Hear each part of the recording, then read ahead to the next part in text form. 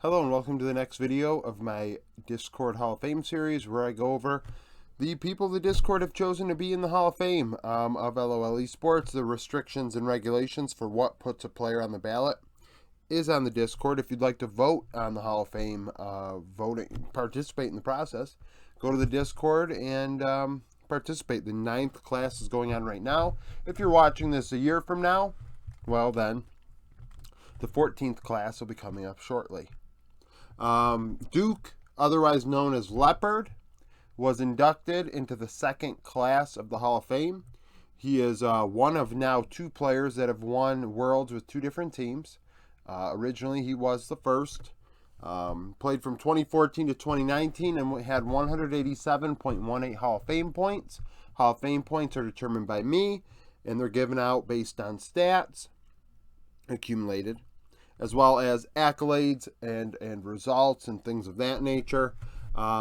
Duke had, one really good season, and that's pretty much his career. And benefited from being in the right place at the right time, I guess.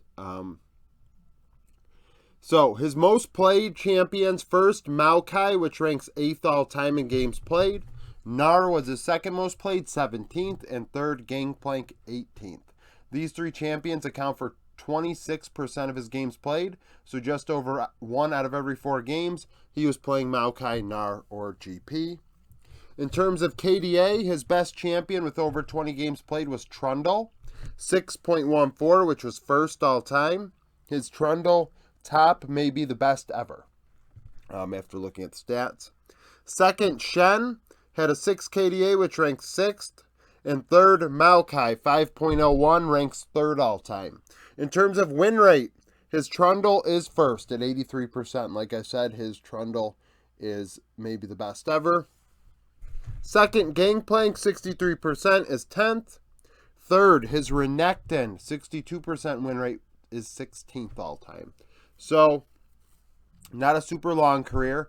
The shortest one maybe not the shortest one so far. But in terms of games played, it is pretty light. In 2014, he started his career with KT Bullets. Yes, KT used to have a couple teams, Bullets and Arrows. And at 19 years old, he played 4 games in winter, had a 37 KDA, and a 7.93 CS per minute. In spring, he'd followed up in 11 games, put up a 3.69 KDA and a 7.24 CS per minute. So a little less crazy in terms of the stats. But that would be it for him in his KT career. He would then leave and join Najin Black Sword, I think is what they were, White Shield and Black Sword. And in summer, he'd play 11 games, had a good KDA, 4.53 and 8.28 CS per minute. In his first year, he had 2.26 Hall of Fame points. He would then join Najin Fire as they changed their name all over the place year after year. In 2015 preseason, he played 10 games, had a 4 KDA. His CS per minute dropped, obviously top lane being very meta dependent, and 62.9 KP. In 2015 spring, in 33 games, he had a 3.2 KDA, a 7.5 CS per minute, which ranked 3rd amongst LCK top laners. And we'll find throughout his career that actually his CS was one of his strong suits. He was able to get fed quite often. 59.6 KP, 21.8 gold share. In summer, he would do a little bit better in the win-loss. In 45 games, he had a 4.4 KDA, 7.4 CS per minute, 65.6 KP. 354 damage per minute, and 21.2 gold share. This would earn him a chance in the playoffs. The playoffs did not go very well for him, but I will say, relative to the rest of his stats over his entire career, this little snippet, I would say, wasn't his fault. In 3 games played, he had a 3 KDA, 7.9 CS per minute, 70.4 KP. 339 damage per minute, which ranked 25.4% of the team's damage. That's not Duke at all. 22.2 gold share. They would then go to regional finals and really struggle in 3 games, get blown out. Duke had a .7 KDA, 7.7 CS per minute, 77.8 KP. 229 damage per minute, and 22 gold share. He would only have 7.25 Hall of Fame points. But his prowess earned him a spot on SKT in 2016, and that allowed him to go on to have his first championship. At 21 years old in spring, he would be the third All-Pro top laner in the LCK. In 41 games, he had a 4.2 KDA, which ranked second, 8.3 CS per minute, which ranked first, 65.2 KP, 388 damage per minute, 19.1 damage share. Like I said, not really. Duke was not a super heavy damage dealer in the top lane, despite getting so much of the resources. It's a real, I mean, one could argue it probably is one of the detriments of his career was that they gave him a lot of resources, these teams, and he didn't do a lot with them. 21.3 gold share, that ranked third in the region, had 10 solo kills. He would win the playoffs in 2016, earning a spot at MSI. In 11 games, he stepped it up at a high level. 7.4 KDA, 8.3 CS per minute, 73.6 KP, 422 damage per minute, which ranked 18.2% of the share, and 20.9 gold share. He had 3 solo kills. At MSI 2016, they would win T1, and Duke would be the third best top laner there.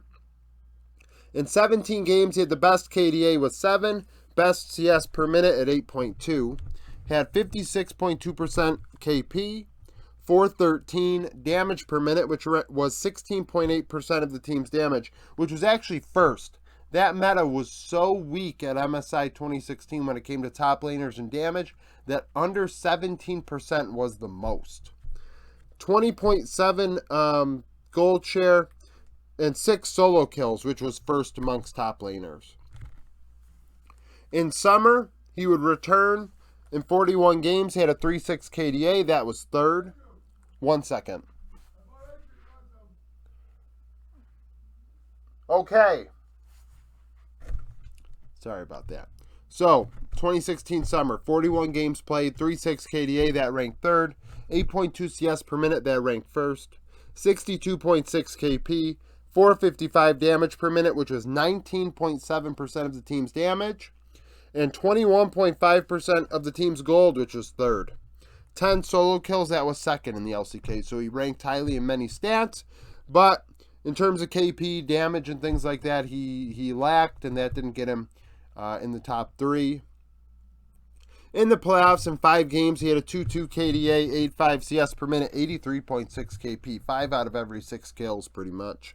487 damage per minute, 22% of the team's damage, 22.1% of the share, 3 solo kills. 2016 Worlds, Duke would win. In 20 games, he put on a clinic. 3.5 KDA was third, 8.8 CS per minute, first, 52.8 KP, 428 damage per minute, 18.8 damage share, 21.1% of the team's gold, which was first amongst top laners. So once again, had the most resources out of all top laners at a international event, had 4 solo kills. So he wasn't super aggressive in solo kills. He really kind of played passively and just did a farming simulator, essentially. This year, because he won MSI and Worlds, he had over 110 Hall of Fame points.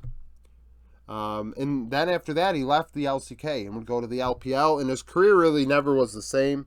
He had one really good split, and then after that, it kind of just like went downhill. At 22 years old with Invictus Gaming, in spring, he played 39 games, had a 4.7 KDA, which was first amongst Chinese top laners.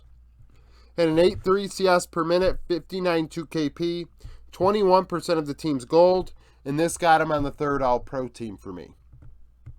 In the playoffs, he would struggle in 3 games, had a 1 KDA, 8.7 CS per minute, 31.9% KP, so he definitely was on an island, big time. 20.9% of the team's gold. In summer, he would start losing some of his job. The Shy came into play, and we all know who the Shy is, right? Modern day top laner. And he and Duke would split duties for quite a while. In 23 games, Duke had a 3.3 KDA, 8.4 CS per minute, 61.1 KP, 28.8% of the team's gold. He'd then go to the playoffs. In 6 games was fine, I guess. A 3.87 KDA, 8.46 CS per minute, 54.2 KP, 20.4% of the team's gold, so a little less involved. Went from 3 out of every 5 kills to about half of kills involvement. And really started, like I said, losing his job. 6.17 Hall of Fame points that year. And, I can't emphasize that enough. This is kind of where Duke's career kind of just kind of rides out into the sunset. Now on to the last 2 years. Okay. So in 2018, he would ride the bench for a lot of it. And as a substitute, would win 2018 spring. In 8 games, had a 5 KDA, 7.7 CS per minute, 50.9 KP, 419 damage per minute, which was 19.4% of IG's damage. Oh, this board is all over the place. Shoot. I don't want that. That'll do. 19.4% of the team's damage, 19.4% of the team's gold. In the playoffs, he'd actually play more games than he did during the season. He'd play 9 games, had a 2.3 KDA, and 8 CS per minute, 65 AKP, so very different playing style. 381 damage per minute, the same amount of share, and 20.9% of the team's gold. His performance and the shy falling off a bit at that point allowed Duke to play the majority of 2018 summer. And he would win.